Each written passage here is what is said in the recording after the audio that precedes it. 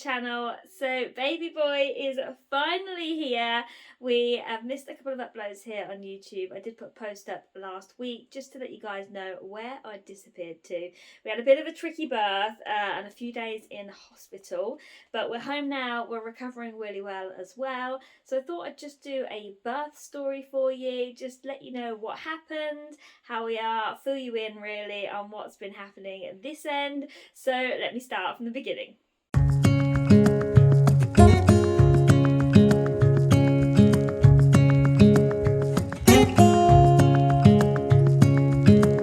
Standing underneath the lights, look into each other's eyes.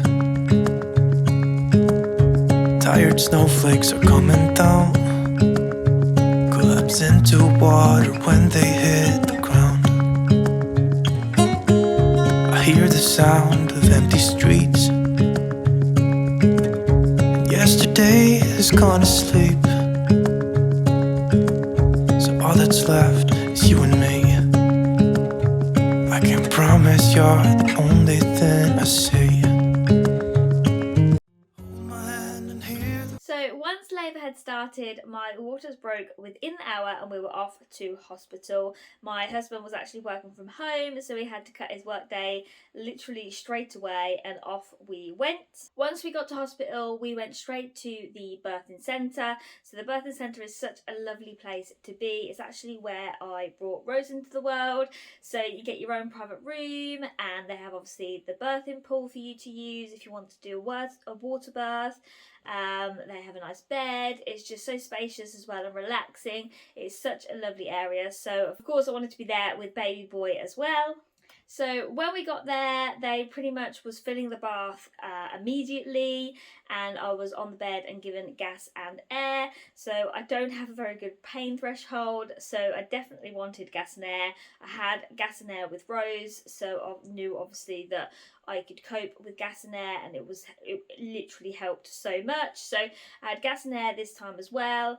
I did start labour off in the birthing pool. It was so nice in there, and we was there for probably a few hours, but it was clear to a point where no matter what position I was in, it just wasn't working. So I decided to get out of the bath and just lay on the bed and see if that worked out better.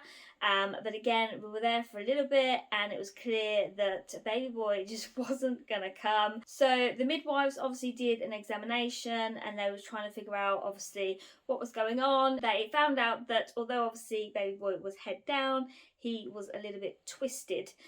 Which meant that he wasn't basically able to come around the last corner, and it was just a case of trying to get him to shift in the correct way so that he would just come out, but sadly it wasn't happening. So they ended up having to send me down to the labour ward. So I was sent down to the labour ward. The pain was just getting worse and worse and worse.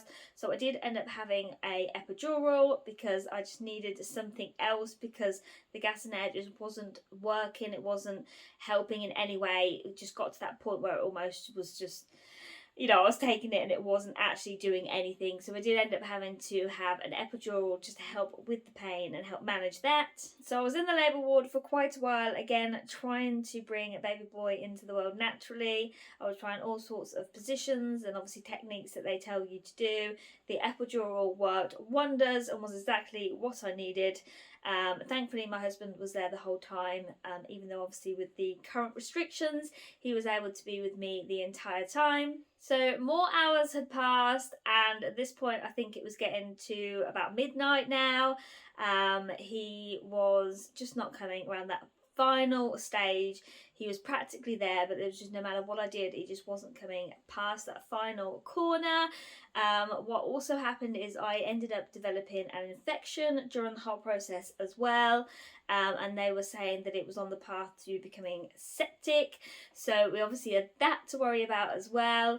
So it got to the point where they obviously got more people in the room, and then we were just looking at our options and the best way to move forward. So it was decided that the only option was wanted to go into theatre. They wanted to try doing a forceps birth firstly, where basically is they have special equipment and they basically grab the baby and then obviously help him come out. But they did have a backup plan that if that wasn't going to work, that we would have to do a C-section. I'd been in labour for long enough and it was clear that he just wasn't going to sort of make the final stage on his own, and the fact that obviously we had this infection to worry about as well. It was just getting to that point where we needed to get baby out. So my husband was prepped for theatre. Thankfully he was able to come in, so we had all the blue overalls and everything that all the midwives, nurses and doctors had to wear, and I was told to stop pushing until I was able to go into the theatre room. It was then time to go into theatre, which I'm not going to lie, absolutely petrified me. The word theatre, I think, just petrifies everybody.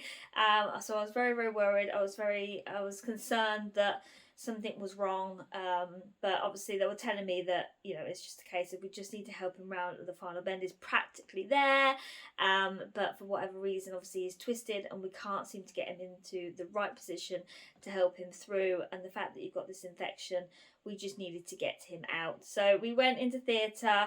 I was then numbed from my chest all the way down, which was really, really bizarre. So that was done pretty much straight away when I got in there. And then once I was numbed from chest downwards, they were able to obviously start the procedure for a forceps birth firstly. Once I was there and once I was numbed, they were able to then obviously proceed and start whatever it is they needed to do. So they obviously had all their equipment. There was, no word of lie, probably 9 to 12 different people in that room all at once, so it was a little bit frightening.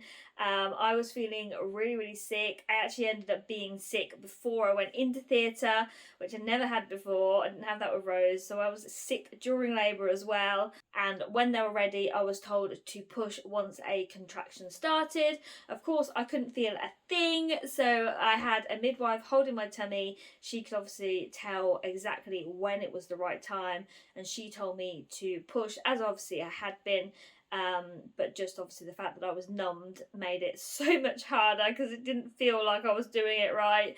But thankfully after a few pushes he was then able to come out. They were able to get him nicely and just pull him, bless him. He came out screaming, so that was such a relief that he came out bellowing his lungs that we could hear him. He was placed on my chest for what felt like only a second before he was sadly taken away, and obviously because they had to check him, they had to make sure he was okay. My husband didn't get to cut the cord or anything, so obviously they had to just do it. And I did lose a lot of blood as well. So they were checking him over, which was great, making sure obviously he was okay. He was screaming pretty much the entire time, so that was quite reassuring to be able to hear him. Just meant that obviously that he should be okay and he was fine. Apparently he did a lot of poos, but thankfully he did them while he was outside of me, not during the procedure. And then while they were checking him, they had to do some stitching as well, because they did have to do a slight cut down there, so they had to do some stitching and obviously mop up all the blood that I actually did lose as well. Once then they did that, baby boy was allowed back with us for only a few minutes, but he was allowed back on my chest. And they told me obviously that he was well and that he was doing absolutely fine. He did have bruising, bless him, all over his head from obviously the procedure of getting him out. And because he was twisted, one of the procedures was really close to his eye, bless him, but thankfully did just miss. And we were told that although it could take a couple of days for the bruising to go, it could also take up to about 3 months, I think they told my husband. But obviously that the bruising would eventually disappear. He then had to go and have some antibiotics because I had the infection. They were concerned that he obviously got the infection too, so they had to make sure that there were putting antibiotics in him just as a precaution, even though they didn't obviously know. They just had to be safe and they had to make sure that he was okay. So to do that, they did have to take him away for what felt like forever. I think it's about an hour and a half in total. They had to take him away to put the antibiotics in him, which was absolutely horrible because obviously I was in theatre, he got taken away, and and obviously they stitched me up and everything, and then I got moved to the recovery ward. So that's where we were, and we were just waiting, and he wasn't with us, and it was horrible, and I was just thinking something was wrong, although obviously they told me that nothing was wrong.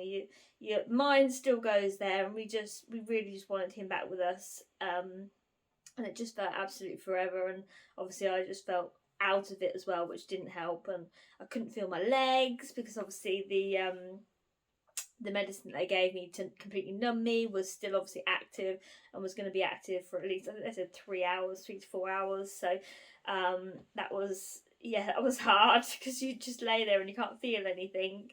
But eventually he did come back to us, and he was fine. Obviously he had to have a little sort of drip thing in his hand, bless him, and his head obviously was really bruised. I'll try and put a picture here for you guys to see. So we did spend the night in the recovery ward. So my husband was allowed with me. I think he stayed with me until about 4 o'clock in the morning. So he was then sent home because he just needed to obviously go home, have some food and rest. And of course we had our beautiful Rose to think of as well, because she was going to wake up and we still weren't going to be home. And the plan was obviously we were going to be home, and we weren't. And we didn't want to, obviously we didn't want her to be frightened because we weren't there to pick her up from school, but also we weren't there in the morning. So he left me about 4 o'clock to come home to Rose, which was probably about 3 hours after he was born. So he was born at 1:25 in the morning, and he was weighing 7 pounds and 2 ounces when he arrived. So then obviously Daddy had to go, and me and baby boy were left in hospital. I was put on a drip, and obviously also put on antibiotics as well, because obviously I did have the infection. Initially I was going to be on the antibiotics for 24 hours, but baby boy had to be on the antibiotics for 48 hours. He did have an initial blood test which came back negative, but apparently they had to do several of them because they're not always 1000% accurate or something they were saying. So that's why obviously he was still on the antibiotics, to make sure that obviously he was fine, and then obviously I had to be on them for 24 hours anyway. I was then moved to another ward for a further day just to finish off my antibiotics, and obviously for baby boy to continue his as well. My poor daughter didn't know what was happening. Thankfully she was at school for 2 of the days. So the day I went into labour she was obviously at school, and then the Thursday we were being moved to the second ward. She was also at nursery as well, so that really helped. It meant my husband could come back into the hospital and obviously be with us. He brought me tons of food and stuff so I could recover. But once I'd finished the antibiotics at the end of that day, the drip from me was taken out. But I was moved on to oral antibiotics then from there, and then also I was put on some sort of injection that basically thins your blood, so it goes into your stomach and just tries to prevent any blood clots. So I was put on that as well, which I'm actually on for 6 weeks, and then the antibiotics I was put on just for 5 further days, but because they were tablet form it meant that obviously I was able to come home. But because baby boy still had 24 hours left on his antibiotics, obviously we had to stay in for a further day, which meant we was then transferred to another ward, where obviously we could do the recovering and baby boy could finish off his antibiotics. So that was the Friday where he was obviously finishing off his. It would have finished, his antibiotics finished at 1:25 in the morning on the Saturday. So Rose was without me for the whole of Friday, and bless her, she really, really struggled. And if I'm honest, so did I. I had postnatal depression with Rose and also have parental separation anxiety. So I really, really struggled being away from her for so long. Sorry. And even thinking about it now, I feel so bad, and I wish we didn't have to obviously stay in hospital, but obviously we did because baby boy's health is just as important as well. So it was very, very tough a few days, and she really, really missed me, and I really missed her, and because of the restrictions, obviously she wasn't able to come into the hospital. So it was a rough few days, it really was, but thankfully baby boy obviously was here and baby boy was healthy, and all of the results that were coming back from his blood test were negative, which was great. But as a precaution, they just had to finish off the antibiotics for the 48 hours. We were both obviously then off of our drips and everything on the Saturday morning. So we were pretty much just there waiting to have final checks done and be discharged, which unfortunately took pretty much most of that day. So my poor daughter was itching to come pick us up, and we kept telling her that we're coming home, but sadly it was just it just took a little bit longer than than I think it needed to. But they obviously had to get my medications ready and all sorts, and then obviously just had to do a final check on me and baby boy. I mean, all of the midwives and nurses were absolutely brilliant, and they looked after us really, really well. And as of about 8 o'clock on Saturday night, we were discharged with all our papers and everything. And you should have seen my daughter's face. She was so happy to finally have us home and take us back. And she was so besotted with her baby brother, honestly. She just is all over him. She absolutely loves him. And she's so glad that I'm home. I mean, I'm so glad that I'm home. She actually said that I'm not allowed to go to the doctors on my own ever again. I have to take her with me. And I said, I totally agree. Because it was horrible. It really, really was. And it tore me inside and out. It really did. It didn't help the whole recovery process. But we're home, and obviously I've been trying to give Rose some TLC because she really did struggle, as did I. I'm also trying to give myself some TLC, trying to make myself have some me time just to get my head all, in the right place, because I did really, really struggle and it really, really affected me. But thankfully, like I said, we're all healthy now. I have finished my oral antibiotics now as well. And all I've got left is just the injection for a further 5 weeks now. And yeah, we're just trying to get into a routine of having two, and obviously giving them both attention. So yeah, it's all a bit of a learning curve, as it is always with these things. I think going from 1 to 2 is actually a lot harder than going from 0 to 1, in my opinion. It doesn't help that I am obviously still a little bit sore as well down there. Obviously with the stitches, it's just all a little bit uncomfortable. So the stitches that they've actually put in are ones that actually dissolve completely on their own, which is quite nice. It means I haven't got to go back and have any stitches taken out. So it's just a case of trying to recover, trying to rest, and that will obviously just happen naturally. But yeah, we're now a family of 4. That's where we've been. That's what's been happening. My emotions, my mindset has been all over the place, so I've not been able to dedicate any time to being on here with you guys and obviously sharing our news. And obviously baby also has a name as well. His name is Logan. That's the name that we finally set our heart on. So we have Rose and we have Logan now as well. But we're here, and I'm obviously making sure that I'm trying to have some time for me. Rose obviously seems to be getting better and better as the days goes on. She knows now that I'm home. She does bring it up occasionally. Just obviously says that I really, really miss you, mummy, and I just try and talk to her about it and try and keep that communication open with her. So hopefully with time she'll just heal and she'll forget all about it. I'm not sure I'll forget about it. It was horrible, it really was. And like I said, my mindset is kind of all over the place at the minute, but I'm working through it, and I've got the support that I need as well. And the main thing obviously is that we're all recovering really, really well. Baby boy is really healthy as well. So it's been rough, but here we are. We're a family of 4 now, and Rose and Logan absolutely love each other so much.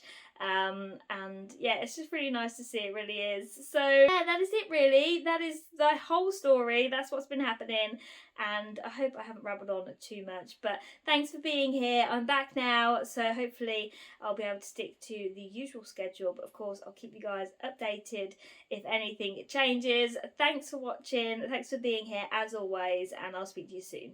Bye.